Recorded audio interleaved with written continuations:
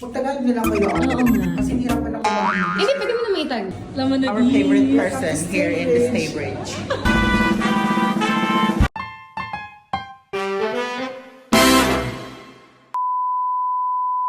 Hello, maupay nga adlaw haiyong nga tanan. Ngayong araw na to, meron na naman kaming ganap.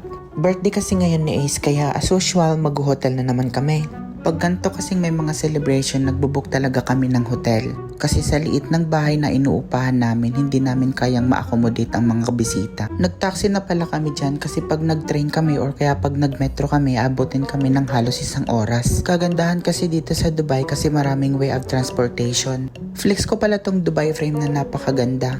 Isa ito sa pinakamagandang pasyalan dito sa Dubai. Nakapunta na pala ako dyan pero matagal na. Tsaka tignan nyo naman yung tunnel dito sa Dubai, napakalinis at may mga pailaw pa. Buti nga ngayon araw ay walang masyadong traffic. Kasi minsan nagta-traffic din naman dito pero hindi katulad sa Pilipinas sa sobrang traffic talaga. Dito pala kami dumaan sa Sheikh Zayed Sheikh Zayed Road. Itong Sheikh Zayed Road nito ay parang EDSA pero yung pinagkaiba nga lang dito, hindi siya talaga nagta-traffic na katulad sa EDSA. At saka bukod doon, maaaliw ka talaga sa mga makikita nyo dito katulad niyan, yung Museum of the Future.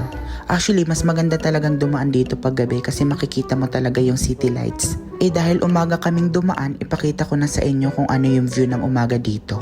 So dito mo rin makikita yung mga nagtataasan at nagtatayugan ng mga building dito. Kaya isa to sa pinakasikat na spot dito sa Dubai. Kasi bukod sa bihira lang mag-traffic dito, you can also witness the beautiful skyscraper in this area. Bukod doon, matatanaw mo rin dito ang pinakamataas na building sa buong mundo, ang Burj Khalifa. Sa tinagal-tagal ko dito at sa lapit ng trabaho ko dyan, hindi pa ako nakakapasok dyan for some reasons.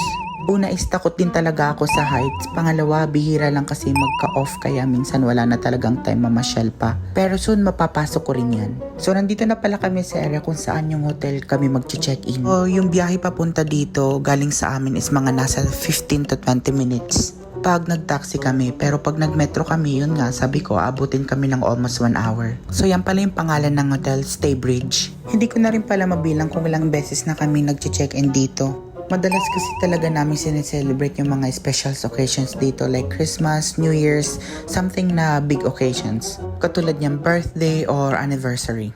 Pagpasensya niyo na pala yung itsura ko dyan kasi para ako nagbebenta ng kakanin. Hindi na kasi ako nakaligo dyan kasi nagmamadali na kami. Bukod doon, hindi na rin naman talaga ako naliligo. Charis. Charot lang, hindi na ako naligo kasi total magche-check-in naman kami kaya naisipan ko dito na ako maligo sa hotel at para naman makasave na kami ng time.